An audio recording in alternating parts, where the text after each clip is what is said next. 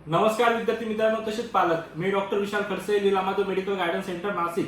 विद्यार्थी मित्रांनो, तुम्ही जर हा व्हिडिओ फर्स्ट टाइम बघत असाल तर आपल्या चॅनलला सबस्क्राईब करून ठेवा किंवा चॅनलला शेअर करून ठेवा, जेणेकरून तुम्हाला जी काही महत्त्वपूर्ण अपडेट असेल ही तुमच्यापर्यंत पोहोचेल. बघा, तुम्हाला सर्वांनाच माहिती आहे की काल उशिरा रात्री रिझल्ट पब्लिश झालेला आहे. पण या रिझल्टमध्ये एक गोष्ट बघायला मिळते आपल्याला की 2025चा जो काही रिझल्ट होता, आता प्रत्येक प्रत्येक पॅरेंट्स, प्रत्येक कन्सल्टंट असेल, अदर सोशल मीडियावर म्हणा, युट्यूब म्हणा, प्रत्येक ठिकाणी आपण कुठेतरी बघितलं आहे की जो काही इक्वल जो आहे तो कट ऑफ जाईल अशी अपेक्षा होती. मी सुद्धा तुम्हाला व्हिडिओच्या द्वारामध्ये किंवा प्रत्येक पॅरेंट्स आणि विद्यार्थ्यांना सुद्धा जेव्हा कॉल मला यायचा तेव्हा मी एकच सांगायचोय की जो काही कट ऑफ 2025 ला गेला तो सेम इक्वल थोडाफार मायनस प्लस जाऊ शकतो, एक 10 ते 15 मार्क्सनी मायनस प्लस जाऊ शकतो. पण यामध्ये दोन गोष्टी आपल्याला बघायला मिळाल्या की 2016 पासून नीट परीक्षा लागू झालेली आहे, तर 2026 मध्ये ओके 10 वर्षातला जो काही एक्सपिरियन्स आहे नीट एक्झाम बद्दल, तर जो काही कट ऑफ आहे, qualify cut off criteria SC ST OBC other कॅटेगरीचा तो 177 म्हणजे 177 आणि ओपन असेल तर 213 पर्यंत गेलाय, जे की मॅक्झिमम विद्यार्थी जे जस्ट क्वालिफाय विद्यार्थी म्हणजे 120 विद्यार्थी, 120, 150 किंवा 150च्या मध्ये आसपास असे विद्यार्थी होते की ज्या विद्यार्थ्यांना मॅनेजमेंट कोट्यातून किंवा आयक्यू कोट्यातून म्हटलं किंवा अदर स्टेटला जे काही ओपन स्टेट आहेत अशा कॉलेजला, अशा स्टेटमध्ये ऍडमिशन घ्यायचं होतं, अशा विद्यार्थ्यांची सुद्धा इथे खूप जास्त नाराजी झाली आहे. म्हणजे असं 10 वर्षात फर्स्ट टाइम झालंय की एवढा cut off, qualify cut off high झालाय. बरोबर आहे, परीक्षा ही खूप जास्त हार्ड गेली असं प्रत्येकांना वाटायचंय.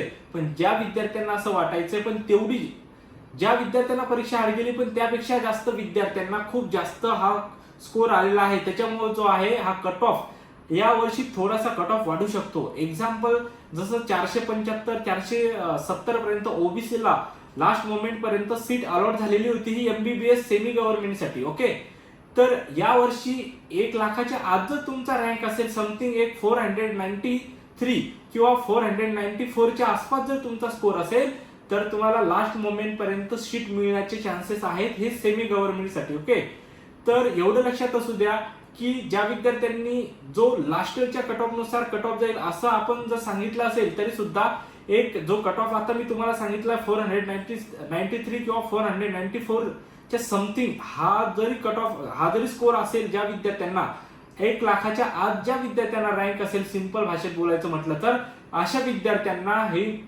मिळू शकते. एससी आणि एसटी कॅटेगरी सोडली तर बाकीच्या विद्यार्थ्यांना, एससी एसटी आणि एनटीबीचे जर काही विद्यार्थी सोडले तर बाकी 1 लाखाच्या आत जर रँक असेल तर अशा विद्यार्थ्यांना ही सीट अलॉट होऊ शकते. ओके, आता मॅक्झिमम विद्यार्थ्यांना आता लास्ट मोमेंट पर्यंत बीएमएस ला सुद्धा नवीन जे काही आहेत, लास्ट मोमेंटला बीएमएस चे नवीन कॉलेज ऍड झालेले होते. ओके, तर यामध्ये काय आहे की 275 280 ला सुद्धा सीट अलॉट झालेली होती सेमी गव्हर्नमेंटला.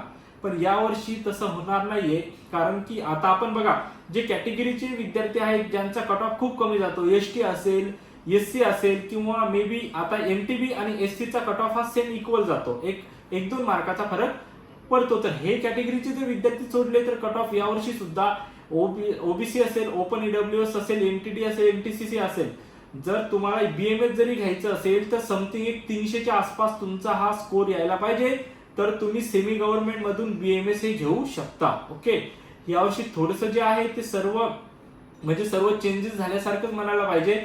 मॅक्झिमम विद्यार्थ्यांना आधी वाटायचं की पेपर खूप टफ गेला, तर याच्यामुळं जो 2025 ला जी काही परीक्षा झाली त्याच्यापेक्षा सुद्धा कट ऑफ कमी जाईल. पण असं काही झालेलं नाहीये. कट ऑफ जेव्हा रात्री रिझल्ट लागला तर खूप जास्त विद्यार्थ्यांचे, पॅरेंटचे सुद्धा कॉल यायचे की सर असं झालंय, आता काय करायला पाहिजे, कसं व्हायला पाहिजे.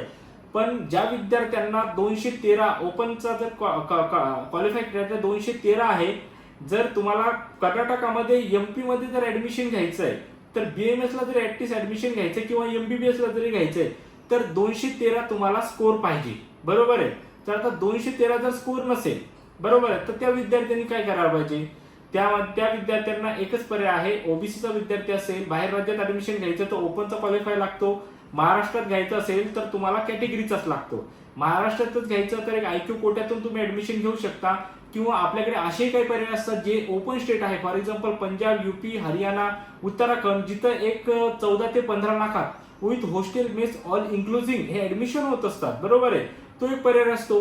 किंवा मॅक्झिमम विद्यार्थ्यांना आता पंजाब ठिकाणी किंवा हरियाणा बाहेर ठिकाणी जायचं नाही, कर्नाटका बॉर्डरवर आहे आणि MP सुद्धा जे चांगले कॉलेज म्हटलं जातं, तर तिथं ऍडमिशन घ्यायचं. मग अशा विद्यार्थ्यांना पर्याय काय आहे, तर अशा विद्यार्थ्यांना हे बघा, पॅनिक होऊ नका आणि अजिबात घाबरून जाऊ नका. सोशल मीडियावर जेवढे न्यूज बघा, सर्व काही गोष्टी बघा, जेवढे काही व्हिडिओ बघाल, तर असे विद्यार्थी ज्या विद्यार्थ्यांना 213 पेक्षा कमी स्कोर आहे असे विद्यार्थी खूप जास्त पॅनिक झाले आहे आणि घाबरून गेलेले आहेत. तर अशा विद्यार्थ्यांनी का घाबरून जाऊ नये, कारण की आयुष 110% हा कट ऑफ डाऊन करतच असतो आणि यावर्षी सुद्धा करेल. कारण की जर डाऊन केला नाही तर मॅक्झिमम आता लास्ट मोमेंटला सुद्धा मॅक्झिमम कॉलेजच्या MP असेल, कर्नाटका असेल, कितीतरी असे स्टेट होते जिथं आयुषच्या जे कोर्स आहेत BMS, BHMS ह्या सीट त्यांच्या भरलेल्या नव्हत्या.